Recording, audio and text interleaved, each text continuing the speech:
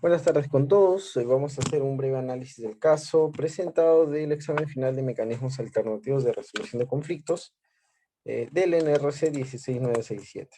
Bueno, presentamos a las partes y la posición de cada una de ellas. Por una parte tenemos a Ximena Torres Camargo, dueña del predio en un inicio, la cual le está solicitando costos de pasajes Lima-Arequipa, servicios de abogados, el pago de servicios a sus abogados, así como el pago de la diferencia entre la oferta de ebook y la venta generada. Asimismo, tenemos la otra parte, Carlos López Méndez, el interesado en un inicio, la cual, como se puede observar en la pantalla, se refieren a ellos de ciertos adjetivos no necesariamente buenos. Para ello vamos a presentar todo el análisis, vamos a hacer un breve análisis normativo, considerando que el nacimiento de las obligaciones del presente caso no deben estar expresamente en la ley, puesto que también existe jurisprudencia y doctrina que forman parte para el desarrollo de preceptos legales. Para ello, es necesario establecer como punto de partida la existencia de obligaciones precontractuales que se ven representadas por un contrato social. Para ello, haciendo un análisis comparado con el Código Civil italiano, tenemos en su artículo 1338 en la que menciona que existe un deber general de comportarse según la buena fe durante las fases de negociaciones y la formación del contrato, donde se debe informar a la contraparte todos los requisitos necesarios y evitar el ocultamiento de información. Asimismo, en los artículos 1718 y 1759 se busca establecer un mecanismo de defensa. Un ejemplo de ello puede ser un proceso judicial o una conciliación. En cambio, la doctrina peruana, en su artículo 1662 del Código Civil, evidenciamos que los contratos deben negociarse, celebrarse y ejecutarse según las reglas de la buena fe y común intención de las partes. Entonces, para ello, finiquitando y haciendo un análisis de ambas partes, tenemos a Carlos evidenciando una clara mala fe debido a que la llamada intencional que tiene con Jimena no fue casual, fue debido a negocios porque en una primera instancia supo de una competencia y quiso prevenir ello llamándole y preguntándole si había recibido ofertas de compra y venta y demás. Y por otra parte tenemos a Ximena, la cual tuvo en un inicio la propuesta del valor económico del predio de $140,000 y el valor de la venta final que lo logró vender a la empresa Alimentos a 60,000. Por lo cual vemos que el punto de quiebre fue al momento del envío del correo de Carlos, en la cual la denegatoria de compra y venta, en la cual el desinterés menciona el desinterés del mismo, y como método de resolución tenemos la conciliación. Como mejor alternativa del mismo, proponemos que Carlos debe otorgar un monto indemnizatorio basado en el monto de $30,000 y consideramos que la peor alternativa al acuerdo sería buscar la anulabilidad del contrato realizado por Ximena o involucrar la responsabilidad de la empresa de Carlos.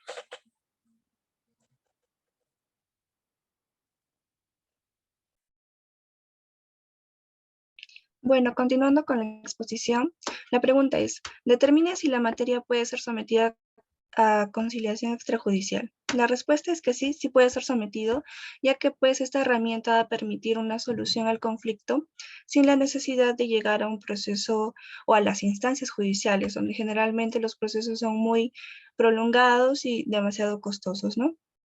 Entonces, esta vía de la conciliación extrajudicial resulta la más idónea, eficaz y económica, en donde las partes pues deciden la solución del problema.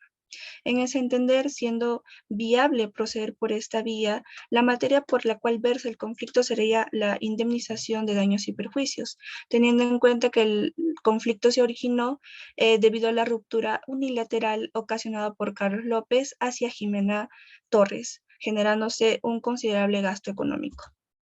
Bien, ¿qué acto se debe llevar a cabo como conciliador asignado en todos los casos asignados? El proceso conciliatorio pues tiene tres etapas. La primera que es la preconciliación, la segunda que es la audiencia de conciliación y la tercera pues que es la postconciliación. La etapa primera se inicia con la presentación de la solicitud, la cual debe ser por escrito, debe contener toda la información detallada y la documentación necesaria. Luego se evalúa esa solicitud si es que es una materia de conciliable o no. Luego se designa al conciliador, quien va a ser el encargado de propiciar pues la comunicación entre ambas partes, y luego el conciliador va a realizar las invitaciones de manera escrita. Tiene pues un lapso de 5 días útiles desde el día siguiente de su designación para que pueda hacer dicha invitación a la primera reunión o a la primera sesión. Luego, en caso de que no pueda concluir una de las partes, el conciliador va a emitir una segunda invitación, y si es que ninguna persona llega a concurrir, el proceso de conciliación va a quedar concluido. En la segunda etapa se consigna 4 fases. En la primera, el conciliador va a agendar todos los puntos en los cuales los hechos van a ser materia de discusión.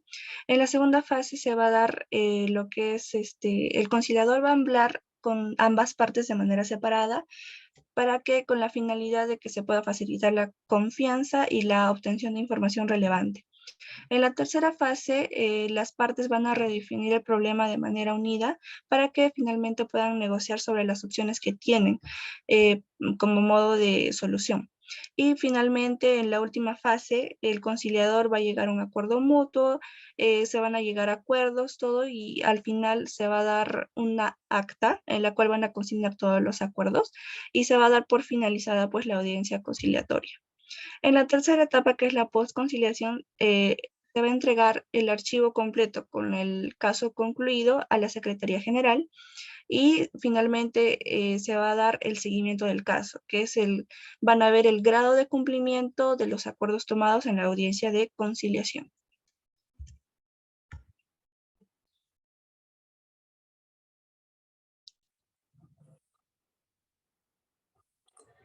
Continuando con la exposición, la pregunta es, analice cada una de las propuestas que ofrece la parte y explique por qué sí y por qué no podrían ser aceptadas por la otra parte. Indicaremos los puntos que se tomarán en cuenta en la propuesta de pago por compensación a los daños ocasionados por Carlos López. Claro está que la cliente Ximena alega que existió un retiro injustificado de la etapa anterior a la celebración de un contrato. En esta propuesta se incluyen 3 montos de los daños ocasionados por Carlos.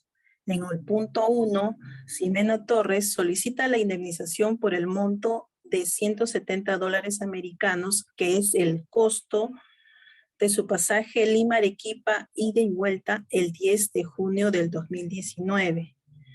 Este monto no puede ser aceptado por la otra parte, dado que para la venta de cualquier inmueble se debe tener saneado la propiedad, principalmente los pagos de arbitrios y otros conceptos relacionados a la venta de inmueble. En el punto 2, Ximena solicita la indemnización por el monto de $2,000 americanos, que es el costo de servicio de sus abogados para preparar la oferta de contrato de compraventa. Este monto no sería aceptado por la otra parte, dado que sí se realizó la venta del inmueble, pero no fue con Carlos López, sino con la empresa de alimentos. En otras palabras, el documento redactado por los abogados se utilizó para dicha venta del inmueble.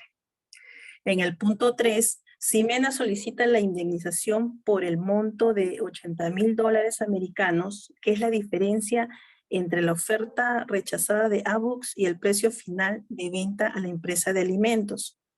Esta propuesta tampoco debería ser aceptada por la otra parte. Si bien es cierto, Ximena tuvo la intención de vender el inmueble a Carlos, pero no se firmó un precontrato de venta de inmueble. Además, existe un correo electrónico evidenciando la intención de la venta, pero no existe una contestación inmediata de Carlos. Gracias.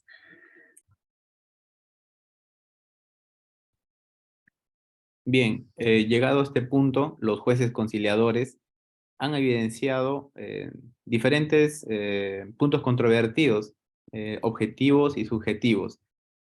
Objetivos como por ejemplo los correos anexos, los cuales fueron enviados por parte de Ximena exponiendo el precio que pretendía, y también el correo enviado por Carlos en respuesta al correo de Ximena donde desistía de la compra y venta.